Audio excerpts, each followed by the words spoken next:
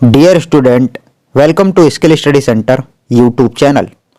दोस्तों, आज मैथ्स का प्रतिशत का चौथा टाइप है जिसका छठा वीडियो है। इससे पहले मैं 5 वीडियो बना चुका हूं, उसका लिंक आपको इस वीडियो के डिस्क्रिप्शन में मिल जाएगा, वहां से आप उसको देख सकते हैं। आज हम लोग चौथा टाइप करेंगे। ये टाइप बहुत ज़्यादा हेल्पफुल होने वाला है आपके एग्ज़ाम के पॉइंट ऑफ व्यू से, क्योंकि यहाँ से अक्सर क्वेश्चन आपको देखने को मिलते हैं। चलिए देखते हैं। दोस्तों, टाइप 4 में हम लोग अनुपात पर आधारित प्रश्न करेंगे। और इससे पहले मैंने जो आपको 3 टाइप बताए हैं, टाइप 1 में मैंने आपको बताया था प्रतिशत की मूल अवधारणा पर आधारित प्रश्न। टाइप 2 में मैंने आपको बताया था प्रतिशतता के सूत्र पर आधारित प्रश्न। और टाइप 3 में मैंने आपको बताया था संख्या पद्धति पर आधारित प्रश्न। इनको भी आप देख लें, एक सिस्टमेटिक तरीके से आपकी धुआंधार प्रैक्टिस करा रहा हूं। इससे आपका कंसेप्ट भी बिल्ड हो जाएगा और आपकी प्रैक्टिस भी हो जाएगी। ठीक है, टाइप 4 बहुत ज़्यादा हेल्पफुल होने वाला है, क्योंकि अक्सर एग्जाम में टाइप 4 से क्वेश्चन पूछे जाते हैं। तो चलिए शुरू करते हैं। दोस्तों, क्वेश्चन है, किसी कॉलेज में छात्र और छात्राओं का अनुपात 3:2 है। यदि छात्रों के 20% तथा छात्राओं के 25% वयस्क हैं, तो उन विद्यार्थियों की प्रतिशतता जो वयस्क नहीं है। देखो, जब भी आपसे क्वेश्चन में पूछा जाए वयस्क नहीं है, तो आप जो ऊपर दिया गया है कि 25% जो है छात्र वयस्क हैं और छात्राएं 25% वयस्क हैं, इनमें अवयस्क कौन है, पहले उसको निकालने का प्रयास किया करो। पहली बात, देखो छात्रों का अनुपात जो है वो कितना दिया है। देखो, छात्र और छात्राओं का अनुपात वो आपको दिया है 3:2। मैं आपको बता दूं अनुपात का मतलब क्या होता है। अनुपात को हम लोग इस तरीके से भी लिख सकते हैं, 3/2। अनुपात जो होता है दोस्तों, मैं आपको बताता चलूं कि ये एक्चुअल वैल्यू नहीं होती है, हो भी सकती है, या एक्चुअल वैल्यू इसके मल्टीपल में कुछ भी मिल सकती है। 3 का मल्टीपल और 2 का मल्टीपल 6 भी हो सकती है, 9 भी हो सकती है, और ये 4 भी हो सकती है, 6 भी हो सकती है। तो कहने का मतलब ये है कि जो अनुपात है, इसमें चाहे तो आप 10 से उसके अंश और हर में भाग कर दो, तब भी कोई फर्क नहीं पड़ेगा।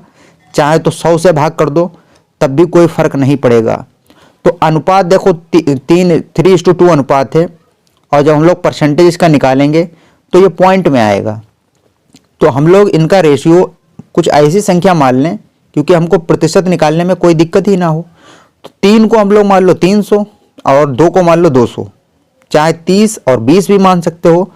मैं मानता हूं कि इनका अनुपात मान लो ये 300 हो गया और ये 200। अब प्रतिशत निकालने में आपको कोई दिक्कत नहीं होगी। ठीक है, एक्चुअल वैल्यू पर कोई फर्क नहीं पड़ेगा, आप कुछ भी मान सकते हो। अब देखो, आपको निकालना क्या है, वयस्क नहीं है। ठीक है, और ऊपर क्या दिया है, इतने वयस्क हैं, मतलब छात्र जो है 20% वयस्क हैं। तो अवयस्क कितने होंगे, देखो अवयस्क जो छात्र होंगे वो 80% होंगे।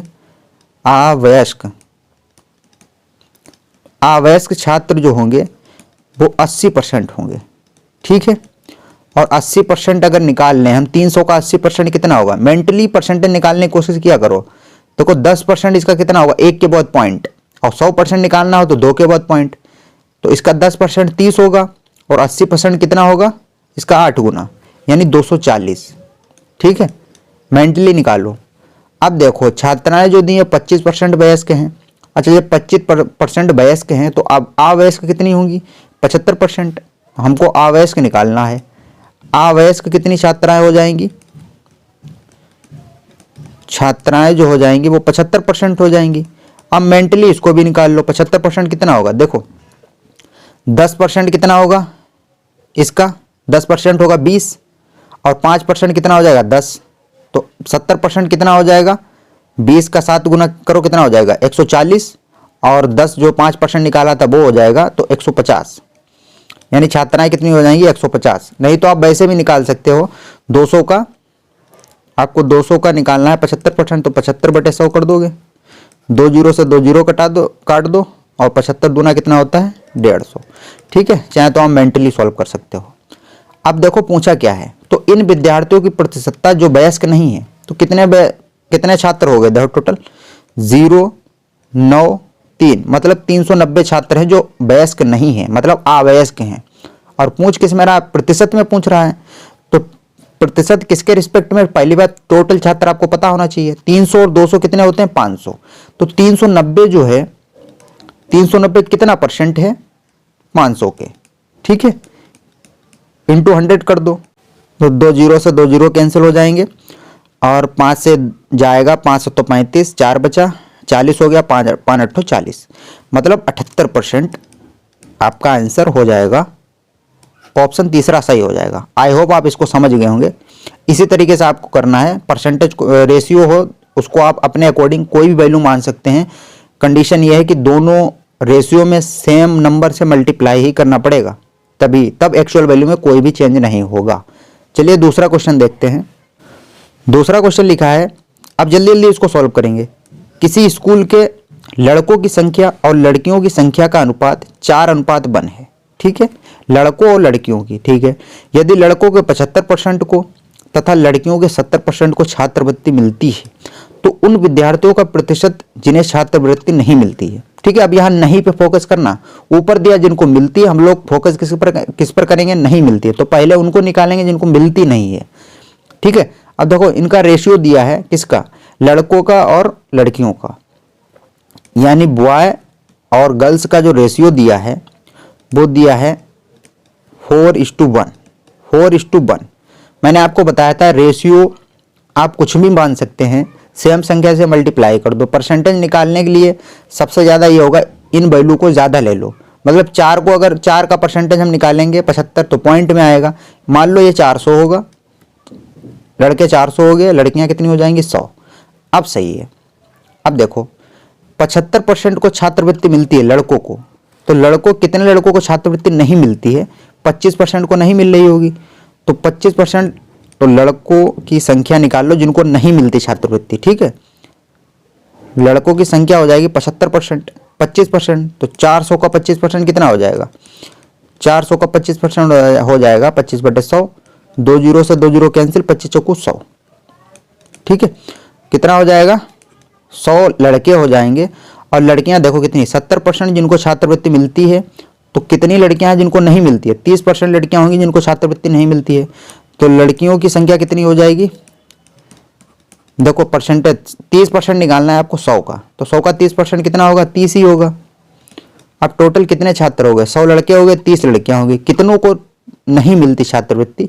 यानी 130 लड़के और लड़कियों को छात्रवृत्ति नहीं मिलती है। और पूछा क्या आपसे? उनका प्रतिशत पूछा है। तो टोटल कितने छात्र हैं? 400 और 500, तो 130% वो कितना होगा? 103% कितना परसेंट है 500 का?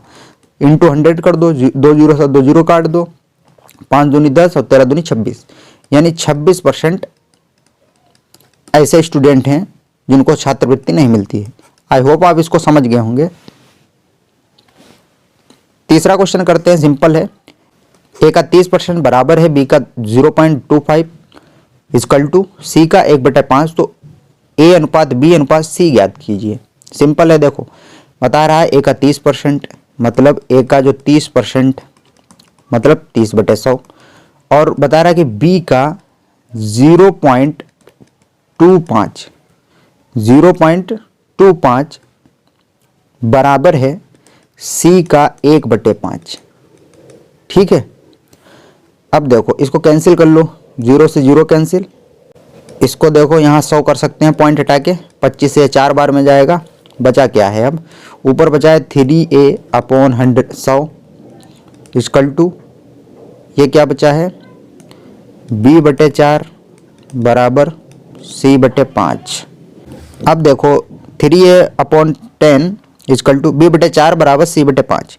मान लो ये के बराबर है, ठीक है। तो यहाँ से आप ए बी सी की वैल्यू निकाल सकते हैं। तो ये हो जाएगा 3a बराबर हो जाएगा 10 की उधर मल्टीप्लाई कर दो तो 10 के हो जाएगा। तो यहाँ से a की वैल्यू मिल जाएगी 10/3 के, ठीक है। इसी प्रकार देखो b की वैल्यू मिल जाएगी b बराबर 4 के। इसी प्रकार c बराबर मिल जाएगा आपको 5 के, ठीक है। रेशियो पूछ रहा है तो ए बी सी का रेशियो क्या हो जाएगा? a:b:c इक्वल टू, ये हो जाएगा 10/3 के 4 के 5 के, ठीक है। के देखो सब कहीं है, इसको हटा दो, यहाँ 3 बचा, पूरी इक्वेशन को 3 से मल्टीप्लाई कर दो तो ऊपर हो जाएगा 3 से 3, जब यहाँ मल्टीप्लाई करेंगे 3 से 3 कट जाएगा, 10 ही रहेगा। ऊपर क्या हो जाएगा 3 चौको 12 और इधर क्या हो जाएगा 3 पंजे 15। ठीक है, आई होप इसको आप समझ गए होंगे। तो ये आपका आंसर हो जाएगा A/B/C। ठीक है, 10 12 15, चौथा ऑप्शन सही हो जाएगा। चौथा क्वेश्चन देखते हैं, उसी तरीके का है। यदि P प्लस क्यू बराबर का 20% बराबर है P माइनस क्यू का 50%, तो P अनुपात Q क्या होगा। देखो लिखा है P प्लस क्यू, का मतलब होता है गुणा, मतलब इसका 20% बराबर है P माइनस क्यू का 50%। परसेंटेज से परसेंटेज काट दो, 0 से 0 कैंसिल कर दो और अंदर 2 की मल्टीप्लाई कर दो, ये हो जाएगा 2P प्लस 2Q बराबर, इसके अंदर मल्टीप्लाई होगी, हो जाएगा 5Q minus 5P minus 5Q। P वाले एक तरफ, Q वाले एक तरफ। ठीक है, Q को इधर भेज दो, ये हो जाएगा 7Q बराबर, ये उधर जाएगा माइनस हो जाएगा 2, 5 से 2 जाएगा तो कितना बचेगा 3P। ठीक है, रेशियो किसका पूछ रहा है, P और Q का, तो Q को इधर ले आओ, P/Q हो जाएगा इक्वल टू, और 3 को इधर ले जाओ तो ये हो जाएगा 7/3। इसी को हम लोग ये भी लिख सकते हैं 7:3। ठीक है, तो इसका रेशियो क्या हो जाएगा 7:3, यानी दूसरा ऑप्शन सही हो जाएगा। पांचवा क्वेश्चन है, किसी कक्षा में लड़कियों की संख्या लड़कों की संख्या से 20% अधिक है, तो इस कक्षा में कुल 66 विद्यार्थी हैं। ठीक है, यदि कक्षा में 4 और लड़कियां भर्ती कर ली जाएं तो लड़के और लड़कियों का अनुपात क्या होगा। ठीक है, 4 लड़कियां और आ गई। देखो दिया है लड़कियों की संख्या 20% ज़्यादा है लड़कियों से, लड़कों से, मतलब जो लड़कियों की संख्या होगी, इनका रेशियो अगर निकालें, ये लड़कियां हो गई बॉय होंगे, मतलब लड़कियों की संख्या ज़्यादा है, तो मतलब अगर 100 लड़के होंगे तो 120 लड़कियां होंगी, तभी तो 20% ज़्यादा होंगी लड़कियां। 0 से 0 कैंसिल भी हो जाएगा, 2 से भी हो जाएगा, 2 से 6 बार में, 2 से 5 बार में, इसका रेशियो होगा 6:5। मतलब अगर 6 लड़कियां हैं तो 5 लड़के होंगे। अब इसने बताया क्या, कुल विद्यार्थी 66 हैं, मतलब लड़कियां और लड़के अगर मिला दें, देखो कितना हो जाएगा, रेशियो में तो 11 हो रहा है, 11 यूनिट, और संख्या में बता रहा है कि 66 है, तो पक्का 1 यूनिट बराबर क्या होगा 6। मतलब पक्का जो एक्चुअल वैल्यू होगी वो रेशियो की 6 गुना होगी। ठीक है, अगर रेशियो को 6 गुना कर दें तो लड़के और लड़कियों की एक्चुअल वैल्यू मिल जाएगी। देखो 6 यूनिट लड़कियां हैं, ठीक है, और 5 यूनिट लड़के थे। ठीक है, तो लड़कियां कितनी हो जाएंगी 36 और लड़के कितने हो जाएंगे 30। ठीक है, और अब देखो क्वेश्चन में क्या करा, यदि 4 और लड़कियां भर्ती कर ली जाएं, मतलब पहले से लड़कियां 36 हैं, इसमें 4 लड़कियां और अगर मिल जाएं तो लड़कियां हो जाएंगी 40। ठीक है, लड़के उतने ही रहेंगे। तो पूछा क्या है, लड़के और लड़कियों का अनुपात, पहले लड़का आएगा। ठीक है, लड़का अब कितना है देखो 30, लड़के अभी भी 30 हैं और लड़कियां हो गई आपकी 40। ठीक है, 0 से 0 कैंसिल, बचा क्या 3:4, दूसरा ऑप्शन सही हो जाएगा। छठा क्वेश्चन है, दो संख्याओं का अंतर उनके योग का 15% है, तो बड़ी संख्या का छोटी संख्या से अनुपात क्या होगा। इसको ऑप्शन से कर लो, बेस्ट रहेगा। मान लो पूछ रहा है कि अनुपात उनका, मान लो पहला ही ऑप्शन चेक करें, मान लो उनका अनुपात 23:17 है, तो ये देख लो कंडीशन सेटिस्फाई हो रही है। बता रहे कि दो संख्याओं का जितना अंतर है, मतलब 23 और 17 का अंतर कितना होगा 4 होगा। ठीक है, 17 नहीं 6 होगा, इनका अंतर जो होगा वो 6 होगा। अब पूछ रहा है कि उनके योग का 15% अगर है तो कंडीशन सेटिस्फाई हो जाएगी। इनका योग कितना होगा, देखो 23 और 17 का योग कितना होगा 40। अब बता रहा है कि अगर इनका 15% अंतर के बराबर आ जाए तो कंडीशन सेटिस्फाई हो जाए। इसका 15% अगर निकालें हम तो 15/100, 1 0 कैंसिल कर दो, 5 से ये 3 बार में जाएगा और ये 2 बार में जाएगा, 2 से ये 2 बार में जाएगा और 2 3 6। ठीक है, कंडीशन सेटिस्फाई हो गई, तो पक्का आपका ऑप्शन ए सही होगा। इस तरीके से आप ऑप्शन से यूज करके इसको इजीली कर सकते हैं, टाइम बच जाएगा आपका। 7वां क्वेश्चन देखते हैं, ये इंपॉर्टेंट क्वेश्चन है, ध्यान से इसको सुनना। कह रहा है कि चीनी के भाव में 20% की बढ़ोतरी की गई, यदि चीनी पर किए जाने वाले व्यय को पहले जितना ही रखना हो तो खपत में कमी का पहले की खपत से अनुपात क्या होगा। इसको ध्यान से सुनना, मैं आपको एक कंसेप्ट बताना चाहता हूँ। कह रहा है कि चीनी के मूल्य में 20% की बढ़त कर दी गई और कह रहा है कि खपत कितनी कम करें, खपत को कितना कम करना पड़ेगा कि आपके व्यय में कोई भी परिवर्तन ना हो, मतलब खर्चा आपका उतना ही रहे। तो जाहिर सी बात है कि आपको खपत कम करनी पड़ेगी। जैसे मान लो आप एक दुकान पे जाते हो तो आप 100 रुपये में 1 किलो चीनी लेते थे, 1 किलो चीनी लेते थे। अब क्या हुआ कि खर्चा डबल हो गया आपका, मतलब अब चीनी 200 में हो गई। तो आप कह रहा है कि आपसे जेब से 100 रुपये ही जाएं तो आपको क्या करना होगा, तो पक्का आपको चीनी को आधा करना पड़ेगा। पहले आप 100 रुपये में 1 किलो चीनी लेते थे, अब हो गई चीनी का रेट हो गया डबल। अब आप चाहते कि अभी भी मेरे जेब से 100 रुपये जाएं तो आपको 1 किलो चीनी थोड़ी मिलेगी, अब आधा किलो चीनी मिलेगी, ठीक है, तभी आपके 100 रुपये जाएंगे। अगर यही आपसे कहें कि खर्चा चीनी का रेट 3 गुना हो जाए तब आपको खपत फिर क्या करनी पड़ेगी, पक्का 1/3 करनी पड़ेगी। इस कंसेप्ट को आप समझ रहे हैं, इसको ध्यान से समझना। अगर चीनी का मूल्य डबल कर दें तो खपत आपको पक्का आधी करनी होगी, अगर आपकी जेब से उतने ही पैसे जा रहे हैं। अगर ये कंसेप्ट आप समझ गए तो इसको आप इजीली कर लेंगे। यही आपसे अगर प्रतिशत में कह दिया जाए कि किसी भी चीज़ चीनी का मूल्य अगर 10% बढ़ा दिया जाए, 10% बढ़ाने का मतलब क्या होता है, तो कितने गुना हो गई। देखो 10% जब बढ़ाते तब कोई चीज़ 110/100 हो जाएगी, ठीक है, मतलब वो 11/10 जो है चीनी का मूल्य बढ़ गया तो खपत को पक्का आपको 10/11 करना पड़ेगा। इस कंसेप्ट को आप ध्यान से समझो। जब चीनी का मूल्य 11/10 हो गया तो आपको आपकी खपत को 10/11 करना होगा। अब हम इसी क्वेश्चन को यही कंसेप्ट यूज करेंगे, विद इन सेकेंड इसका आंसर आ जाएगा, ठीक है।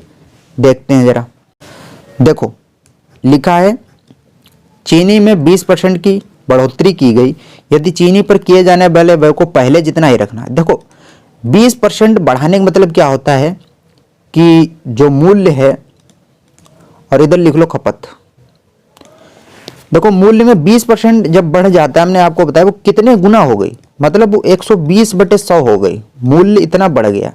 इसको काट लो, ये कितना हो गया 6/5, मतलब वो 6/5 हो गई। अब अच्छा खपत को पक्का आपको 5/6 करना होगा, ठीक है, तभी आपकी जेब से उतना ही खर्चा जाएगा। जब जैसे मूल्य को अगर 2 गुना कर दें तो पक्का इसको हाफ करना होगा आपको। तो इसी तरीके से चीनी का मूल्य 6/5 गुना हो गया तो पक्का आपको खपत को 5/6 करना होगा। अब देखो मतलब खपत कम हो गई, पहले 6 थी अब कितनी हो गई, अब 5 हो गई। कितनी की कमी हुई, खपत में कितने की कमी हुई, कमी देखो कितनी हुई, कमी हुई आपकी एक की, ठीक है, और पहले थी कितनी 6। पूछा क्या जा रहा है, अनुपात किसका पूछ रहा है, खपत में कमी का और पहले की खपत में अनुपात। तो खपत में देखो कमी कितनी हुई, खपत में 1 की कमी हुई, पहले 6 थी अब 5 हो गई, तो खपत में 1 की कमी हुई, ठीक है, अनुपात 1 अनुपात। और क्या पूछ रहा है, पहले की खपत कितनी थी, पहले तो 6 थी, तो आंसर क्या हो जाएगा 1:6। अगर आप ये इस कंसेप्ट से करेंगे तो विद इन सेकेंड में without using pen and copy आप इसका आंसर सॉल्व कर सकते हैं, ठीक है। तो कौन सा ऑप्शन हो जाएगा 1:6, यानी तीसरा ऑप्शन सही हो जाएगा। 8वां क्वेश्चन देखते हैं, रमा के व्यय तथा बचत में 5:3 का अनुपात है, ठीक है। यदि उसकी आय में 12% तथा व्यय में 15% की वृद्धि हो जाए तो उसकी बचत में कितने प्रतिशत की वृद्धि होगी, ठीक है। इसको भी ध्यान से समझो। उसी तरीके से हम लोग ये जो रेशियो है इसको मनमानी वैल्यू मान लेंगे जिसका परसेंटेज निकालने में आसानी हो। तो उसका व्यय देखो दिया है, व्यय दिया है मतलब खर्चा, और वो बचाता कितना है बचत। यार ये 5 दिया है, हम इसको 50 भी मान सकते हैं, उसको 30 मान सकते हैं। हम इसको सीधा मान लेंगे, मान लो वो व्यय कर रहा है 500 रुपये तो 300 रुपये बचत कर लेता है। अब देखो क्वेश्चन अब सॉल्व हो जाएगा इजीली। यदि उसकी आय में 12% की वृद्धि हो जाए तो आय कितनी होगी, ये तो अभी पता ही नहीं। देखो कोई 500 रुपये खर्च करके 300 रुपये बचा भी लेता है तो पक्का वो 800 कमाता होगा, ठीक है। तो आय कितनी हो जाएगी, आय हो जाएगी 800, ठीक है। अब वो कह रहा है कि आय में 12% की वृद्धि हो गई, जब 800 में 12% बढ़ा देंगे तो कितना हो जाएगा, तो नई आय कितनी हो जाएगी, देखो नई आय मेंटली करेंगे इसको। देखो 8% बढ़ाएंगे कैसे, इसका 1% निकालें तो 2 के बाद पॉइंट मतलब 8 हो जाएगा। तो 12% बढ़ाना है तो 8 और 12 की गुणा 12 8 96, यानी 96 बढ़ जाएगी आय। अब कितनी आय हो जाएगी 896। ठीक है, आगे देखो क्वेश्चन कह रहा है कि व्यय में 15% की वृद्धि की जाए, यानी जो इसकी व्यय है 500 रुपये है, इसमें बता रहा है कि 15% की वृद्धि कर दें। तो 500 में 15% चाहे तो आप मेंटली कर लो या तो ऐसे कर लो, 500 का 15% 15/100 यानी 15 पंजे 75। 75 रुपये व्यय 75 बढ़ जाएगा। अभी कितना व्यय था 500 रुपये, नया व्यय क्या हो गया, नया व्यय हो गया 375। नहीं पहले कितना था 500, अब हो जाएगा 575, अब हो गया 575। पूछ क्या रहा है, तो उसकी बचत में कितने प्रतिशत की वृद्धि हो गई, उसकी बचत में कितने प्रतिशत की वृद्धि हो गई। पहले वो कितना बचाता था 300 रुपये, अब कितना बचाता है, अब 800 उसकी आय है और 576 वो खर्च कर रहा है, तो बचा कितना रहा होगा। देखो 896 माइनस 575 घटा लो, इसको पता चल जाएगा कितनी बचा रहा है। 6 से 5 जाएगा 1 बचेगा, 9 से 2 जाएगा कितना बचेगा 7 जाएगा 2 बचेगा, और 8 से 5 जाएगा कितना बचेगा 3। अब जो वो बचा रहा है वो 321 रुपये बचा रहा है। पहले कितना बचा रहा था 300%, वो 300 रुपये, अब 321 बचा रहा है, मतलब पक्का वो 21 रुपये ज़्यादा बचा रहा है। तो 21 रुपये जब वो ज़्यादा बचा रहा है किसके रिस्पेक्ट में 300 के, परसेंटेज निकालना है आपको, निकाल लो। देखो 2 जीरो कैंसिल हो जाएंगे, 3 से ये 7 बार में चला जाएगा, तो पक्का वो 7% अब ज़्यादा बचा पा रहा है। ऑप्शन दूसरा सही हो जाएगा। जो भी क्वेश्चन आपको समझ में ना आए उसको आप दोबारा भी कर सकते हैं, दोबारा वीडियो देख लें। तो दोस्तों आज के वीडियो में इतना ही। उम्मीद करते हैं कि आपको सेशन पसंद आया होगा। अगर आपको वीडियो पसंद आए तो वीडियो को लाइक ज़रूर करें और चैनल को भी सब्सक्राइब कर लें, क्योंकि मैं ऐसे वीडियो बनाता रहता हूं। मिलते हैं नेक्स्ट वीडियो में। कल हम लोग टाइप 4 पढ़ेंगे, कल हम लोग टाइप 5 पढ़ेंगे, जो आपके एग्जाम के पॉइंट ऑफ व्यू से बहुत ज़्यादा हेल्पफुल होगा। मिलते हैं नेक्स्ट वीडियो में। Bye bye, take care.